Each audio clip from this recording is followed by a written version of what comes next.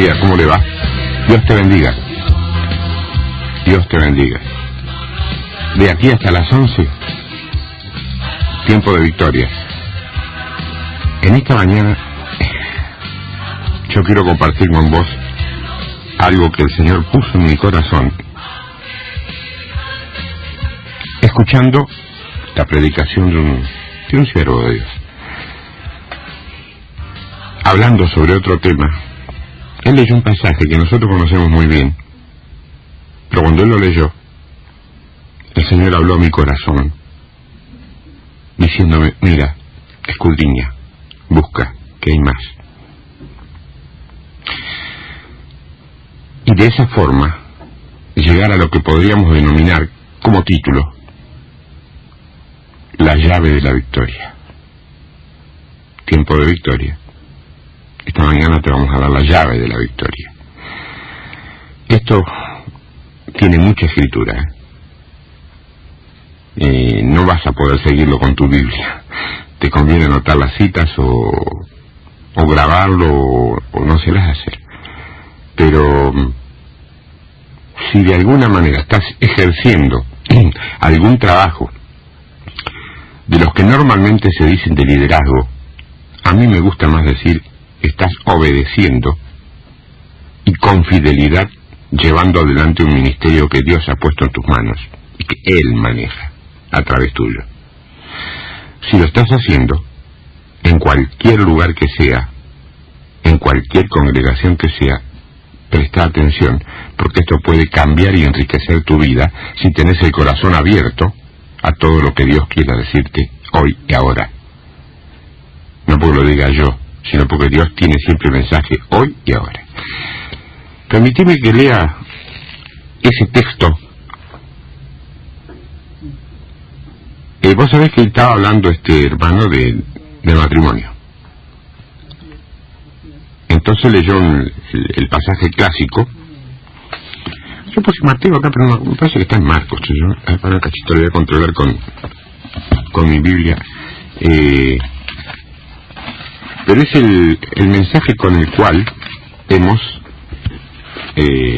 predicado muchas veces, fundamentalmente con lo que tiene que ver con toda esa problemática que hay alrededor de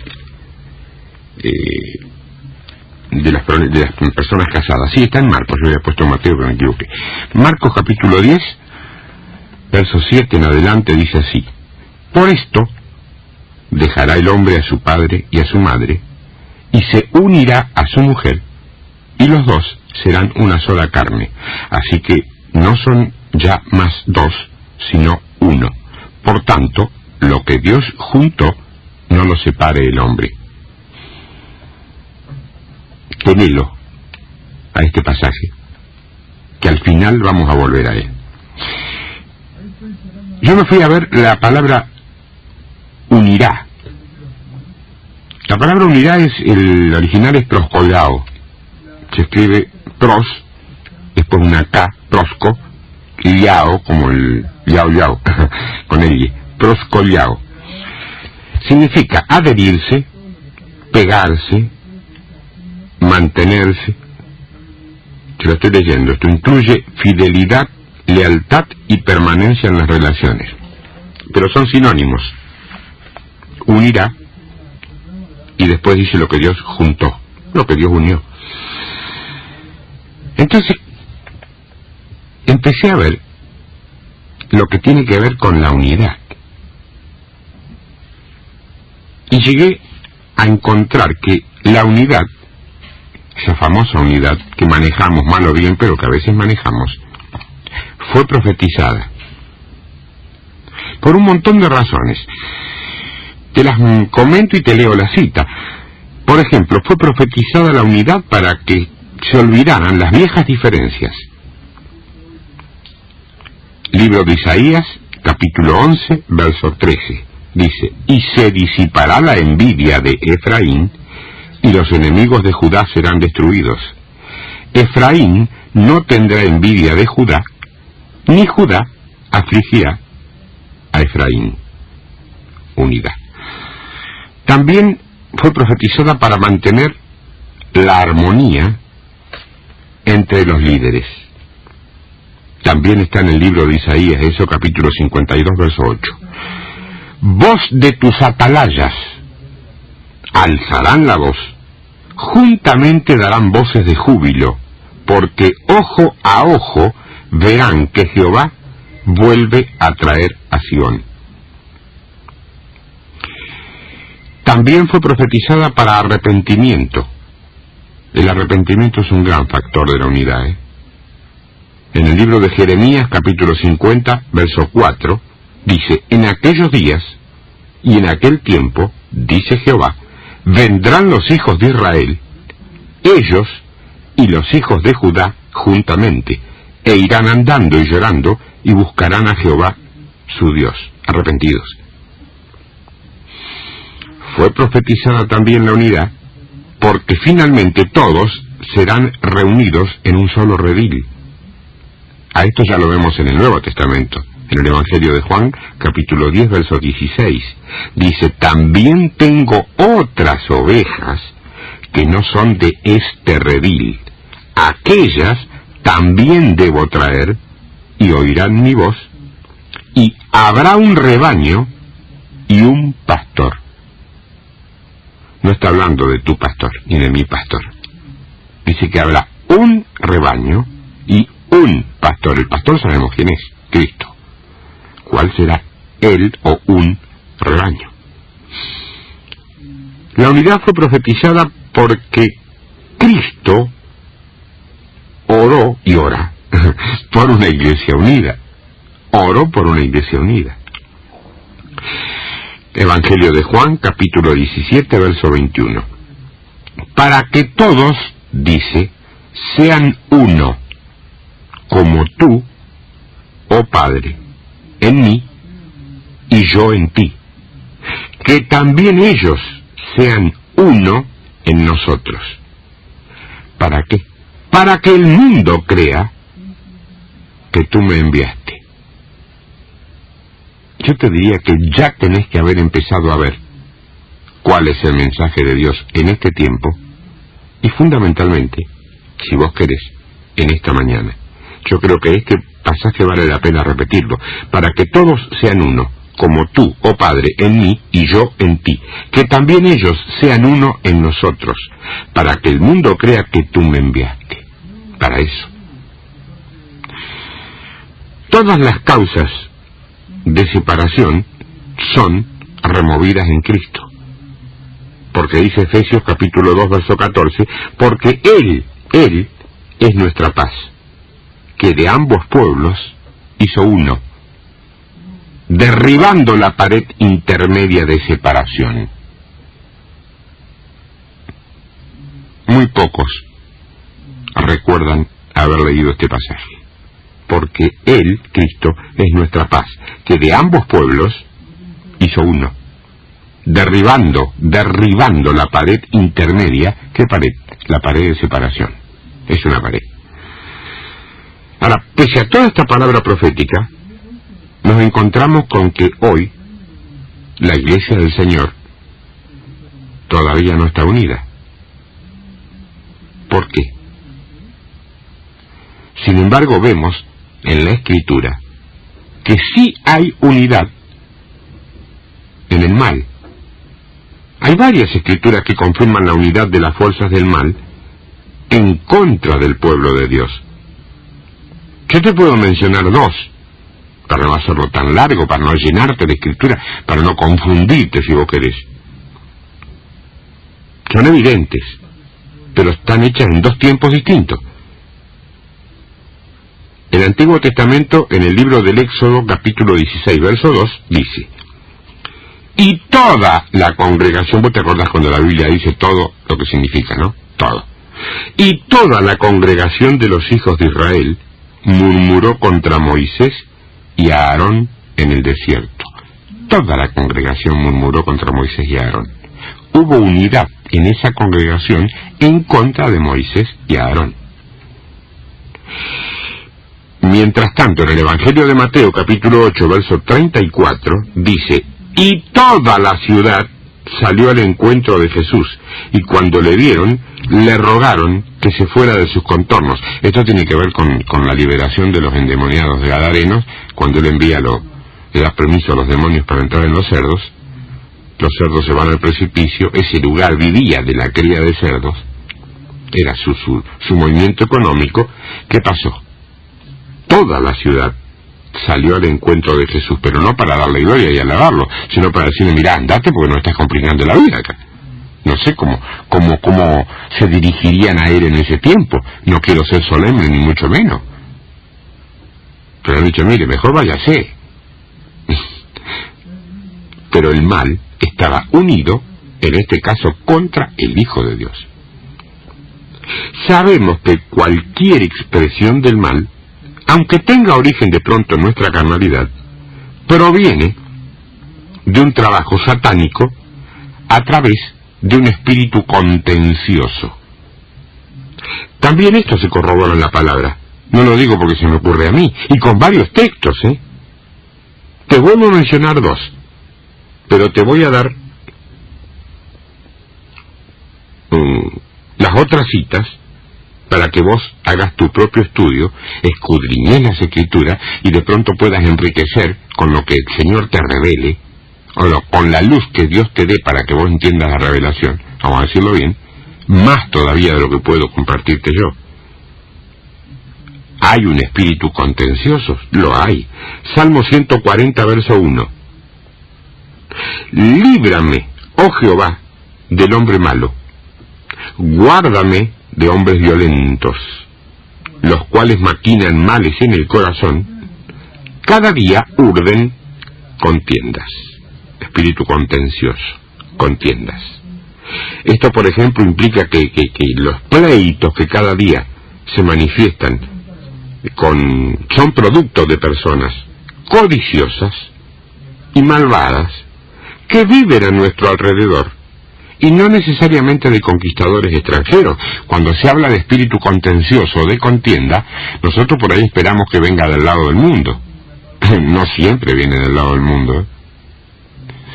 Te diría que a veces del lado del mundo viene en menor cantidad. El espíritu contencioso o la contienda a veces viene desde adentro mismo. Proverbios 26, verso 21, Proverbios 26, 21 dice: el carbón para brasas, y la leña para el fuego, y el hombre rencilloso para encender contienda. ¿Sí? Carbón para brasas, la leña para el fuego, y el hombre rencilloso, contencioso, para encender contienda. Otras citas, te dije, Salmo 120, verso 7, y los Proverbios 15, 18, 17, 19 y 18, 6. Te lo repito: Salmo 120, verso 7, Proverbios 15, 18, 17, 19, 18, 6. Todos tienen que ver con la contienda, con el espíritu contencioso. Ahora, ¿qué pasa con la contienda? Está prohibida la contienda. Hay gente que todavía, gente creyente, fiel, sincera, que todavía le encanta la contienda, porque dice: bueno, pero en el intercambio de opiniones se enriquece, en el intercambio de opiniones puede enriquecerse un montón de cosas.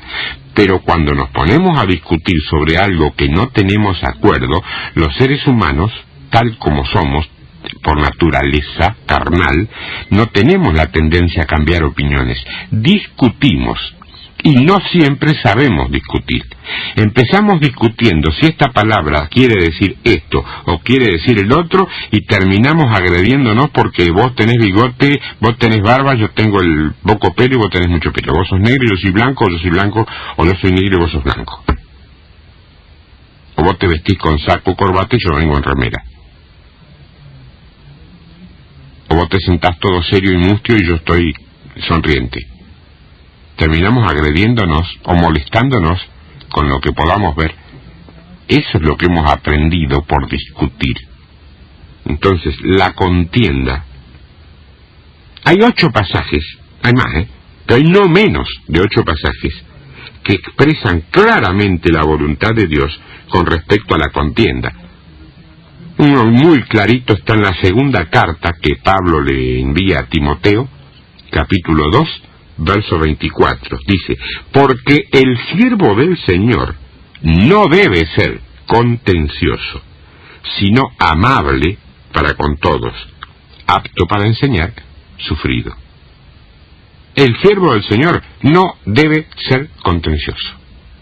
Punto y aparte. Dios lo dijo, yo lo creo y lo obedezco. Que vos tengas otra opinión, que yo mismo pudiera tener otra opinión, no es problema de Dios. Es problema tuyo o mío. Ahora, la contienda no se produce porque sí. Hay causas que dan origen a la contienda. Una de las causas, por ejemplo, es el odio. El odio da origen a la contienda. Si vos querés a nivel de trabajo satánico un espíritu de odio perturbando, influyendo o operando en un lugar determinado, da origen a una contienda. Lo dice Proverbios 10, verso 12. El odio despierta rencillas, pero el amor cubrirá todas las faltas. Ahí tenés en la receta clarita cómo se combate el odio con amor. No podés porque es muy fuerte. Pedir el amor de Cristo, el tuyo no alcanza. El amor humano empieza en un lugar concreto y físico y termina en otro lugar concreto y físico. El amor de Cristo nunca deja de ser. Esa es la diferencia. Otro de los motivos por los cuales se producen contiendas es el orgullo, y de esto tenemos tela para cortar si vos querés toda la mañana y 5 programas más. Yo te leo solamente un pasaje. Proverbios 13, verso 10. Ciertamente la soberbia concebirá contienda, mas con los avisados está la sabiduría. O sea que a partir de este momento la sabiduría está en vos. ¿Por qué? Porque a través de este pasaje que vos escuchás ahora, ya estás avisado. No esperes que el Señor en persona venga a sacudirte de tu modorra y te diga, che, escúchame, ¿no ves lo que te estoy diciendo? Él va a usar un siervo, va a usar otro siervo, va a usar un libro, va a usar la Biblia, va a usar tu pastor, va a usar un hermanito de tu iglesia, va a usar lo que sea para hacerte saber que la soberbia concibe o engendra contienda. Soberbio, orgullo, ¿no? Y te avisa porque con los avisados está la sabiduría. Y un producto del orgullo y del odio, que tampoco es ausente en lugares que solemos frecuentar, la ira. Proverbios 29, verso 22 dice, 29-22, el hombre iracundo levanta contiendas y el furioso muchas veces peca. ¿No sos iracundo? Si tengo un temperamento que no me lo puedo frenar, muy probablemente sos uno de los factores que puede estar levantando contienda en tu propia iglesia. ¿Sos una persona que se pone furiosa con mucha facilidad? Dice la palabra, no yo. No te enojes conmigo, enójate con la Biblia. Ella lo dice, que el furioso muchas veces peca. No dice que el furioso es un pecador. Aclarémoslo. Dice que el furioso muchas veces peca. Lo que nos da a entender, a mí me gusta revertir, encontrarle la otra punta, la otra forma, digamos, a cada pasaje, ¿no? Si la palabra dice que el furioso muchas veces peca, el que no es furioso, menos veces no peca. El no furioso no peca. El furioso muy pocas veces no peca. ¿Por qué? Porque la palabra dice muchas veces peca. Ahora claro, la contienda ocurre solamente en tu trabajo, con tu jefe, o si vos sos el jefe con tu empleado, ocurre en la calle, vos tenés un negocio con un cliente, o vos sos cliente y te peleas con el dueño. ¿Ahí está la contienda? No, la contienda también está en la iglesia. Hermano, no hable así de la iglesia, porque ¿qué van a decir los que creen? Los que creen tienen que ver el amor de Dios para entrar a preguntar ¿qué tienen ustedes que yo no tengo? Entonces nosotros podremos decirle, tenemos a Cristo. No te enojes, no estamos haciendo propaganda en contra. Estamos diciendo todo aquello que Dios quiere que nosotros corrijamos. En 1 Corintios, capítulo 1, verso 11. Bueno, me piden que repita los versículos para que la gente los pueda anotar y los diga más despacio. Perdón. Voy muy rápido. Se te gastó la lapicera. Bueno, prometo. A partir de ahora no puedo volver atrás, ¿eh? Pero a partir de ahora los voy a decir. Los voy a repetir y los voy a decir más despacio. 1 Corintios, capítulo 1, verso 11. 1 Corintios 1, 11. ¿Está bien? Dice Pablo, porque he sido informado acerca de vosotros, hermanos míos, por los de Cloé, que hay entre vosotros contiendas. O sea que en la iglesia de Corintios había contienda. Y ojo, que los corintios, si vos te pones a verlos después, tienen un montón de dones,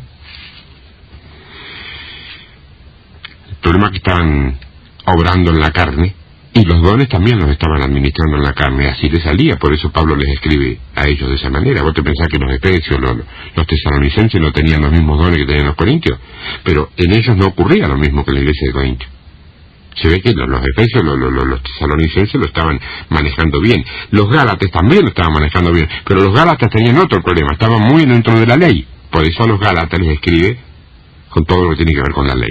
A los corintios les machaca con los dones, porque estaban usando los dones de Dios, pero en la carne.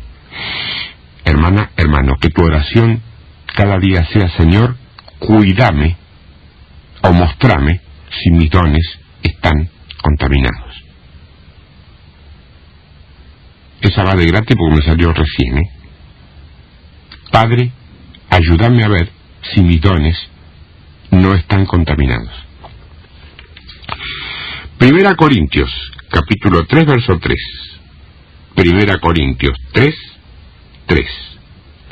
Dice, porque aún sois carnales, pues habiendo entre vosotros celos, contiendas y disensiones, no sois carnales y andáis como hombres. Si vos supieras el valor que tiene este pasaje. No hablemos de los celos, que desde ya de arranque sabemos que los celos, si no son buenos en el mundo, mucho menos en la iglesia. Pero las contiendas, nosotros, vuelvo a repetir, te decimos que sirven para enriquecer. Y los disensos, o sea, cuando hay dos opiniones diferentes, disensión viene de la palabra disentir. Di es un prefijo. Cuando vos decís disentir, quiere decir que hay doble sentir. Uno siente de un modo y otro siente del otro. A mí lo que me extraña mucho, que salvo cuando se nos dice que seamos todos de un mismo sentir, la Biblia no habla de sentir, habla de creer y de obedecer. Los creyentes, a veces, mirando más sus supuestos derechos civiles, olvidan los del reino y acuden a buscar justicia de manos del injusto y depositan su confianza en aquellos que no conocen la fe. Filipenses, capítulo 4, verso 2. Filipenses 4, 2. Dice, ruego a Evodia y a Síntique que sean de un mismo sentir en el Señor.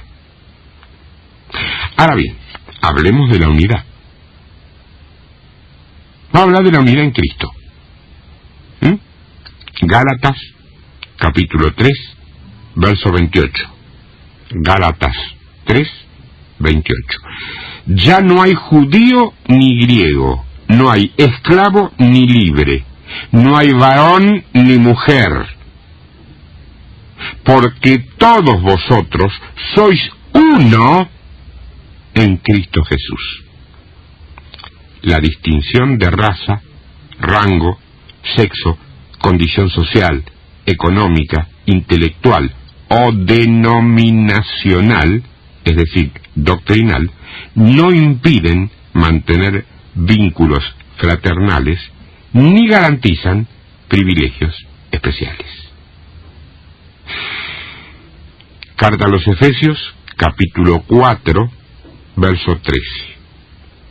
Efesios 4, 13. Hasta que todos lleguemos a la unidad de la fe y del conocimiento del Hijo de Dios, a un varón perfecto, a la medida de la estatura de la plenitud de Cristo. Che, nada menos que eso, ¿eh? Pero es hasta que todos lleguemos. Si está la unidad en Cristo, que es la que hemos visto, también está la unidad con Cristo. Es una palabrita, ¿eh? Esto lo vemos en la segunda carta a los Corintios, capítulo 11, verso 2. Segunda Corintios 11, 2. Dice, porque os celo con celo de Dios, pues os he desposado con un solo esposo, para presentaros como una virgen pura a Cristo. Celo, en este caso la palabra original es celos, igual pero con Z, y viene de la raíz de la palabra española celo. Significa anhelo, entusiasmo, deseo intenso, entrega apasionada. Este es el celo referido al celo de Dios, que no tiene nada que ver con el celo nuestro. La palabra contiene la idea o cuidado o esmero en hacer una determinada cosa. Esa es la unidad con Cristo. También tenemos la unidad en la obra espiritual. En el libro de Nehemías, capítulo 4, versos 16 y 17. Nehemías 4, 16, 17 dice, desde aquel día, la mitad de mis siervos, dice Nehemías, trabajaba en la obra, y la otra mitad tenía lanzas, escudos, arcos y corazas, y detrás de ellos estaban los jefes de toda la casa de Judá, los que edificaban en el muro, los que acarreaban y los que cargaban. Con una mano trabajaban en la obra y en la otra tenían la espada. ¿Qué tal? El Evangelio de Mateo, capítulo 18, verso 19, Mateo 18, 19, dice, otra vez os digo, dice Cristo, que si dos de vosotros se pusieren de acuerdo en la tierra acerca de cualquier cosa que pidieren, les será hecho por mi Padre que está en los cielos. Siempre hemos tomado esto como el símbolo de la iglesia chiquita, ¿no? Para este pasaje, que se lo ha tomado como modelo de congregación, la iglesia más pequeña, sin embargo, es un mensaje de unidad muy claro, y quizá no exento de, no te digo ironía porque Jesús no la usaba, pero como de sentido del humor, ya que Jesús lo que dice en realidad es, si por lo menos dos llegan a ponerse de acuerdo, mi Padre va a bendecir esa unidad. Si por lo menos dos logran ponerse de acuerdo. Vos sabés de qué hablo, ¿no? Otra vez os digo que si dos de vosotros se pusieren de acuerdo en la tierra acerca de cualquier cosa que pidieren, les será hecho por mi Padre que está en los cielos. A Jesús, a Cristo, le alcanza con que dos nos pongamos de acuerdo. Ni hablemos de 10, de 20, de 50, de 100, de 1000, no sé. Al Señor le alcanza con la unidad de dos. ¿Habrá unidad de dos? ¿Habrá dos de un mismo sentir? Porque el Espíritu Santo es uno solo. Mira, la primera unidad es con Dios. Oh, vaya descubrimiento, me dirás. Sí. Y acá te voy a leer 3 escrituras. Juan, Evangelio de Juan, capítulo 10, verso 30. Yo y el Padre uno somos. Ese es Juan 10, 30. Yo y el Padre uno somos. Punto. El verso 38, siempre en el capítulo 10 de Juan, dice, mas si las hago, aunque no me creáis a mí, creed a las obras, para que conozcáis y creáis que el Padre está en mí y yo en el Padre. ¿Quién lo dice? Jesús. Seguimos con el Evangelio de Juan, capítulo 14, verso 10. Juan 14, 10. Dice, ¿no crees o no crees que yo soy en el Padre y el Padre en mí? Las palabras que yo os hablo, no las hablo por mi propia cuenta, sino que el Padre que mora en mí, Él hace las obras. Seguimos en el Evangelio de Juan, pero ahora capítulo 17.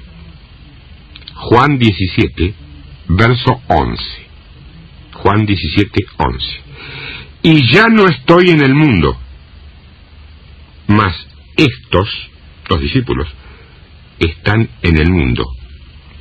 Y yo voy a ti, Padre Santo, a los que me has dado, guárdalos en tu nombre, para que sean uno, así como nosotros. ¿Quiénes son nosotros? El Padre y Él y el Padre. ¿Qué les dice? A estos que yo dejo, guárdalos en tu nombre, Padre, para que sean uno. No 50, uno. No interesa la cantidad. Los discípulos eran más. De arranque eran 12. Después 70, después 120, después lo que vos quieras. Todos los que añadió. Para que sean uno. ¿Qué significa ese uno? ¿Cristo quería que hubiera un solo creyente? Nada. Uno. Así como nosotros somos uno. ¿Hay ejemplos de unidad? En la Biblia sí, hay ejemplos de unidad. En el libro de los Hechos, en el primer capítulo, Hechos 1, verso 14. Hechos 1, 14.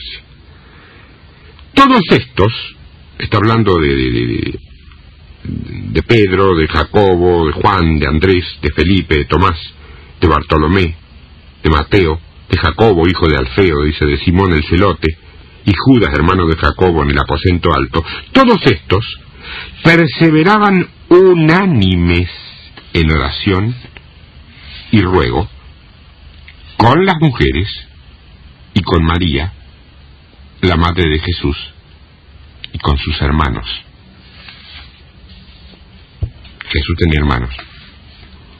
No hermanos en la fe, acá es clarita la palabra. Jesús tenía hermanos. Note que estar unánimes o de acuerdo era un rasgo dominante en el liderazgo del Nuevo Testamento. No te estoy hablando de los que calientan banco recién ahora, de los que de uno u otro modo ejercen, o si vos querés, vos y yo, hermano, en distintas cosas, de pronto podés llegar a ejercer un grado de liderazgo. Tenés gente a la cual estás ministrándole algo, estás en lo que nosotros llamamos liderazgo. Yo creo que estás apacentando, estás ejerciendo con obediencia y fidelidad un ministerio que Dios puso en tu mano. Dios te ungió para eso. Ni se te ocurra hacer algo por lo cual Dios no te ungió. Ni se te ocurra. No te atrevas. Siempre que los líderes de la iglesia primitiva se reunían en Jerusalén, se nos dice que estaban unidos y en armonía unos con otros y con Dios. La unanimidad era espiritual, pero también era práctica en el caso de ellos, no solamente teológica. Estamos viendo que compartían sus vidas, pero también sus posesiones. A menudo se reunían para orar, con lo cual ponían de manifiesto no solamente las buenas relaciones que existían entre ellos, pero también su total confianza en Dios. En el libro de los Hechos, pero un poquito más adelante, en el capítulo 4, verso 32, Hechos 4, 32 dice: y la multitud de los que habían creído era de un corazón y un alma, y ninguno decía ser suyo propio nada de lo que poseía, sino que tenían todas las cosas en común. Ahora, bárbaro, ¿por qué hablamos de unidad? Y parecería ser un mensaje de exhortación, pero escúchame, no te estoy exhortando yo porque a mí se me antojó. La palabra de Dios ya trae exhortación a la unidad. En 1 Corintios, capítulo 1, verso 10, 1 Corintios 1, 10, dice: os ruego, pues, hermanos, por el nombre de nuestro Señor Jesucristo, que habléis todos una misma cosa. No para ahí, pero yo me paré porque me sigue golpeando ese pasaje. Pablo le dice: les ruego, hermanos, por el nombre de nuestro Señor Jesucristo, hablen todos una misma cosa, y que no haya entre vosotros divisiones. ¿Que no haya qué? No haya entre vosotros divisiones, sino que estéis perfectamente unidos en una misma mente y en un mismo parecer. Pablo daba por descartado que unidos en un mismo espíritu tenían que estar, de lo contrario no podían ser creyentes.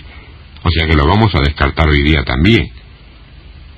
Hermana de la denominación A, hermano de la denominación B, y yo, hermano de la denominación C, en el Espíritu Santo ya tenemos que tener unidad. Pero aquí la palabra nos dice que nos mantengamos unidos en una misma mente y en un mismo parecer. Yo he escuchado muchas veces a hermanos fieles y sinceros decir: sí, yo me reúno con hermanos de otra congregación, de otra denominación, pero eso sí, cada uno mantiene su identidad. Suena bien, suena respetuoso, pero ¿querés que te diga algo? ¿Vos tenés un documento nacional de identidad? ¿Y ese documento nacional de identidad, de quién es? ¿Es de toda tu familia? No. ¿Es tuyo y de tu esposo o tuyo y de tus hijos? No. Es tuyo. El documento nacional de identidad es un documento individual. La identidad es, por ende, individual. Y la Iglesia de Jesús es un cuerpo, no es individual. El cuerpo de Cristo es un cuerpo, no es individual. No es un montón de voluntades individuales puestas al servicio de una obra. Es un cuerpo que expande y que va a expandir en el nombre de Jesús el reino de Dios aquí y ahora, para que el mundo conozca ese sistema y tenga que venir a las iglesias, no interesa cuál, a decirnos y a preguntarnos: por favor, ¿cómo tenemos que hacer para no morir corrompidos, podridos, drogados, alcoholizados y todo lo que vos quieras? ¿Cómo tenemos que hacer? ¿Vos tenés una respuesta para esa pregunta? Aleluya. ¿Vos tenés un mecanismo para decirle lo que tienen que hacer? Gloria a Dios. Estás en la iglesia del Señor. Perdón, pero quiero que entienda. Yo pude entenderlo y no soy ningún privilegiado. Yo no sé de dónde te sacó a vos, hermano, pero sí, de dónde me sacó a mí. No soy ningún privilegiado. Y en mí, de alguna manera se cumple la palabra: lo vil sacó para avergonzar a los sabios. Con esa autoridad te hablo. Que no haya entre vosotros divisiones. Efesios capítulo 4, verso 3. Efesios 4, 3 dice: solícitos en guardar la unidad del Espíritu en el vínculo de la paz.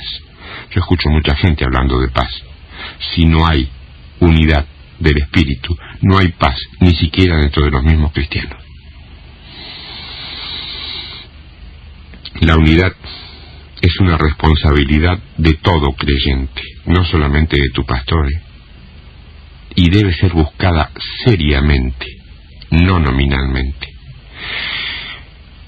Hay buena intención en los movimientos ecuménicos. Por si no sabéis lo que son los movimientos que reúnen a iglesias muy disímiles a todos los que nominal o creyendo se denominan cristianos. Movimientos ecuménicos tienen buena voluntad, su alma tiene buenos sentimientos, no alcanza. La unidad interdenominacional va un paso más allá, tiene muchas cosas en común, tienen quizá más voluntad y mejor predisposición, pero tampoco alcanza. La unidad en el espíritu, la unidad de Dios, va más allá del ecumenismo y del interdenominacionalismo. El Espíritu Santo es más que esas dos cosas. Acá tenemos tres cosas para ver. ¿No te acordás del primer pasaje que leí? El de Marcos.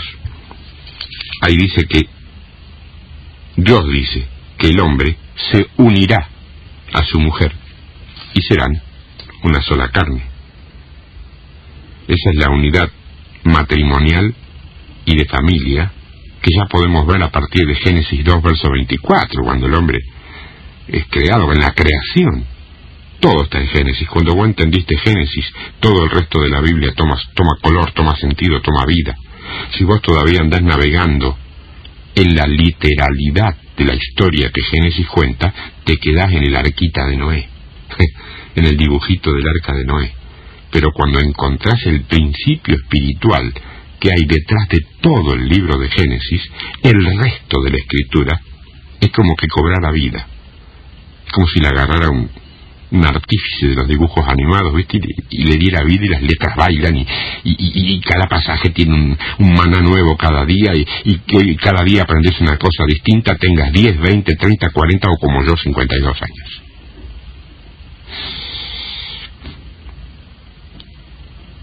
Punto número 2. Pablo les dice a los corintios, en un pasaje, que el que se une a una ramera, que hoy sería una iglesia prostituida, esa es la tipología, una carne es con ella, pero que el que se une al Señor, un espíritu es con él, no varios, un espíritu. Punto número 3. En Colosenses, Pablo da el tercer aspecto que faltaba, la unidad del cuerpo, o sea, la iglesia. Y dice que debe crecer con el crecimiento de Dios. ¿Qué significa esto? ¿Que Dios tiene que crecer? No. El crecimiento lo da Dios. ¿Cómo crece una persona? Toda de golpe. ¿Vos tenías un bebé un día en tus brazos? Una cosita toda delicadita, rubiecita, mona, y hoy es una cosa, un urso de un lomo de un 80, que por ahí cuando se saca la zapatilla te tumba. ¿Es el mismo bebé? ¿Y cómo creció? ¿Todo de golpe? No, progresivamente. A medida que fue tomando su alimento diario, fue creciendo. El pueblo de Dios es igual. El Hijo de Dios es igual. El creyente es igual. Porque hay algunos que dicen, ya me la leí, la Biblia ya la sé, ya sé todo. ¿Quién dijo eso? ¿Vos creés que si realmente fuera así, entonces para qué tendríamos que leer la Biblia día por día? ¿Por disciplina, para cumplir con el pedido del pastor, del maestro, del anciano, del líder de la iglesia? ¿Leyó la Biblia esta semana, hermano? Sí, la leí, amén, Dios lo bendiga, entonces. ¿Qué entendiste? Y la verdad que no entendí nada. Se cuenta que no leíste. Hubiera leído, qué sé yo, Paturuzú. ¿Seguro? No es así, hermano. La Biblia no es para leerla por cumplimiento o para cumplir con un ritual. Mucho menos para tenerla de adorno, eso ni lo hablemos. Ahora, la pregunta entonces, ¿por qué no hay unidad?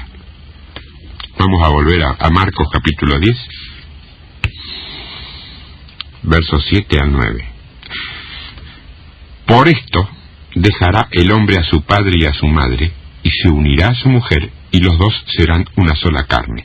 Así que no son ya más dos, sino uno. Hasta ahí es lo que tiene que ver con el matrimonio.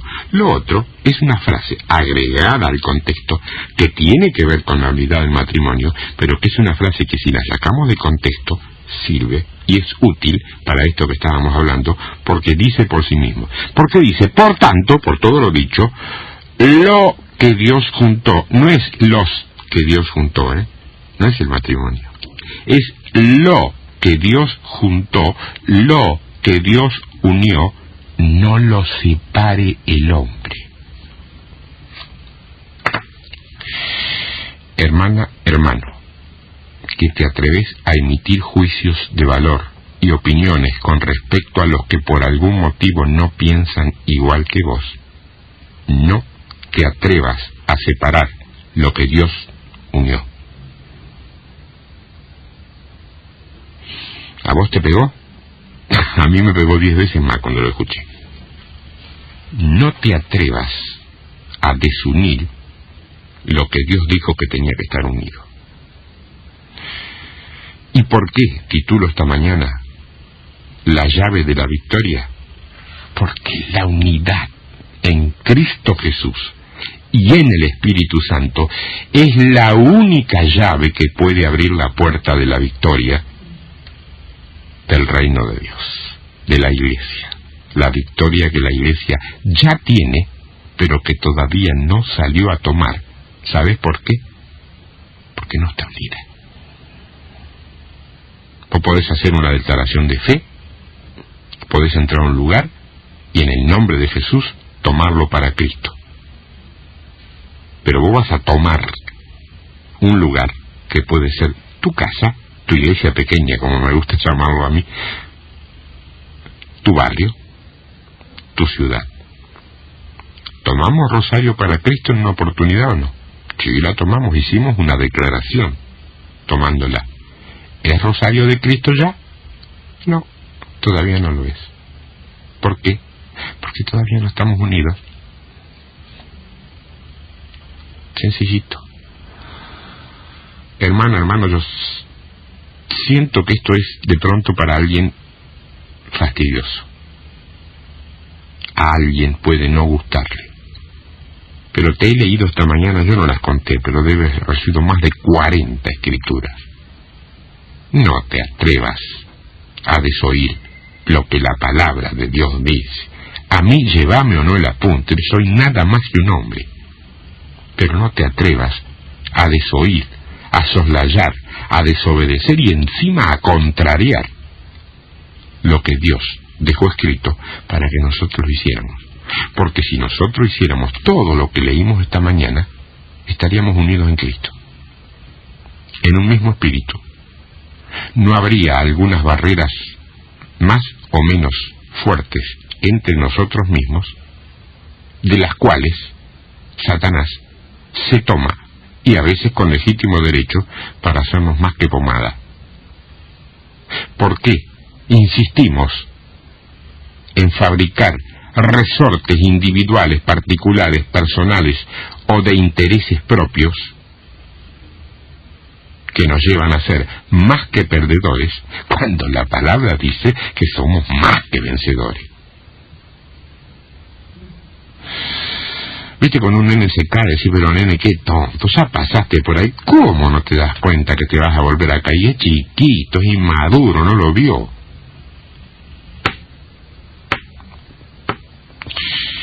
Nosotros tampoco hemos visto un montón de cosas.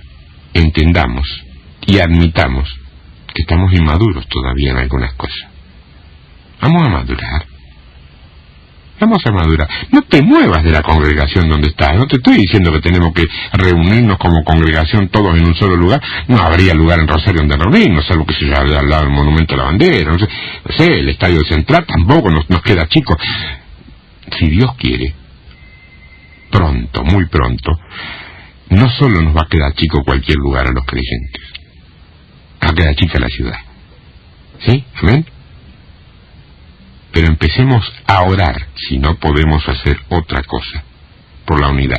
No se trata de hacer reuniones interdenominacionales manteniendo la identidad. Las podemos hacer. Son benditas siempre. Es un paso importantísimo. Pero lo que tenemos que estar orando e intercediendo, que es algo más que orar, en cada congregación, para que la unidad en Cristo, en el Espíritu Santo, como Dios quiere, sea realmente la bíblica, la que Él dejó y la que nos permita tener llave para una victoria que ya se ganó en la cruz, que nosotros tenemos como pueblo que salir a tomar. Por esto dejará el hombre a su padre y a su madre y se unirá a su mujer, y los dos serán una sola carne. Así que no son ya más dos, sino uno. Por tanto, lo que Dios juntó, no lo separe el hombre. Lo que Dios juntó, no lo separe el hombre. Vos, que de pronto cuando ministras a un matrimonio con problemas, o que hayas tenido problemas, a veces, hasta sin querer, le has restregado ese pasaje por la cara, te pregunto, ¿estás en condiciones de tirar la primera piedra? ¿Estás en condiciones de arrojar la primera piedra? En tu matrimonio quizás sí, pero todo lo que Dios unió, ¿vos no hiciste nunca nada para separarlo? Si es así, podés tirar la primera piedra. Pero mucho me temo que no es así. Tenemos que responder forzosamente, como respondió el Señor: vete, ni yo te condeno, ni yo te condeno, no peques más. O si no, el que esté libre de ese pecado, que arroje la primera piedra. Lo que Dios juntó, lo que Dios unió, no lo separe, no lo desuna, no lo divida el hombre. La iglesia victoriosa es la iglesia unida. Dice, hermano, pero con ese mensaje usted podría llegar a formar, trabajar en una iglesia independiente que no tenga denominación. Mira, hermano, si yo me junto con 2 o 3 que tienen el mismo sentir y formamos una iglesia independiente, creo otra denominación más. No.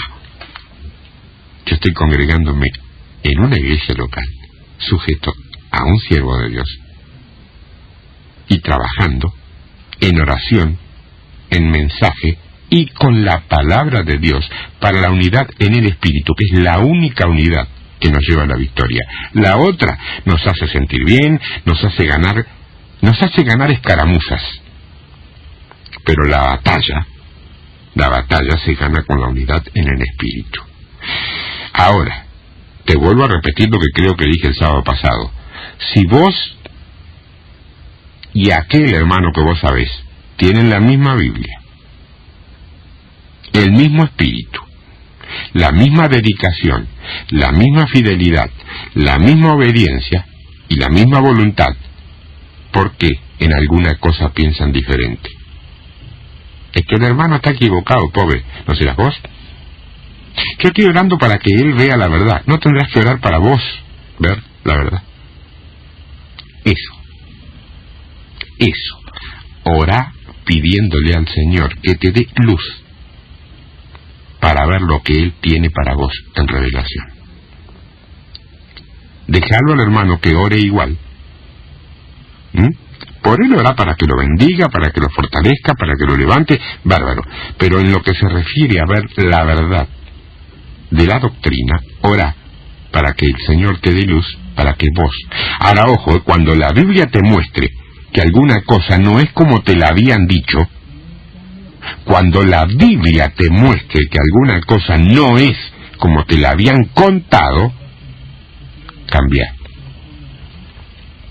No le des más valor a lo que un hombre de pronto, hasta muy bien intencionado, pudo haber dicho porque pensó que podía ser así, por encima de lo que la Biblia dice. Esta mañana, hermana, a vos te consta, y a vos, hermano, también, no hemos interpretado la palabra. Hemos dejado que la palabra se interpretara sola. Dios revela permanentemente su palabra. en la mayor o menor luz que vos tengas sobre las tinieblas que el enemigo quiere poner en tu mente, en tu corazón, en tu espíritu, vas a poder abrir los ojos, más o menos, a la verdad. Y cuando el conocimiento de la verdad llegue a tu vida, entonces sí vas a ser libre. Porque el Señor dice, y conoceréis la verdad, y la verdad os hará libre, pero conoceréis la verdad. No escucharás hablar acerca de la verdad. Yo quiero en esta mañana estar orando por esa unidad. ¿Vos sentís lo mismo? ¿Tu corazón siente lo mismo? ¿El fuego del Espíritu te está diciendo lo mismo? Clavate de rodillas allí, al lado del aparato, y apoyame. Porque es para la iglesia del Señor, no es para mí, para vos, ni para tu pastor, ni para tu congregación, ni para la mía. Es para el reino de Dios. Esta oración es para que el reino de Dios sea expandido, extendido, y como levadura entre a la ciudad de Rosario, en una casa, en 2, en 10, y tome todo, y tome todo, y tome todo, y un día 1.400.000 personas digan, amén, Señor. ¿Sí? ¿Lo declaramos que va a ser así? Lo declaramos en el nombre de Jesús. Oh Padre, Padre, en esta mañana estoy en tu presencia, Señor, vos sabés. Vos me trajiste aquí esta mañana con este mensaje. Vos me diste esta palabra, Padre. Vos tocá los corazones. Vos abrís los entendimientos, Señor. Vos llevá la luz a cada uno de los hermanos que todavía no ven esta palabra, Señor. Como me la mostraste a mí, se lo podés mostrar a todos. Somos todos hijos tuyos. Todos tenemos el mismo rango. Todos tenemos el mismo nivel. Vos no hacés acepción de personas. Señor, nos querés a blancos, feos, lindos, altos, gordos. Señor, nos querés a todos. Nos amás a todos igual. Padre, derrama de tu amor sobre tu pueblo. Derrama de tu espíritu sobre todo aquel que quiere recibir de vos. Ahora derrámalo, Señor. Los que no están tocados, sean tocados ahora en el nombre de Jesús. Y levántense luego para proclamar la victoria que Cristo ya logró en la cruz sobre los principados y sobre las potestades, clavando en esa cruz el acta de los decretos de cualquier pensamiento humano que lo único que ha hecho es retrasar la victoria de la Iglesia, o que la Iglesia está llamada a tener sobre el mundo, porque así lo dijo mi Señor, y así lo creemos. En el nombre de Jesús. Amén. Nada más. Si vos crees que Dios habla hoy, decí amén. Amén. Amén. Chao. Hasta el sábado.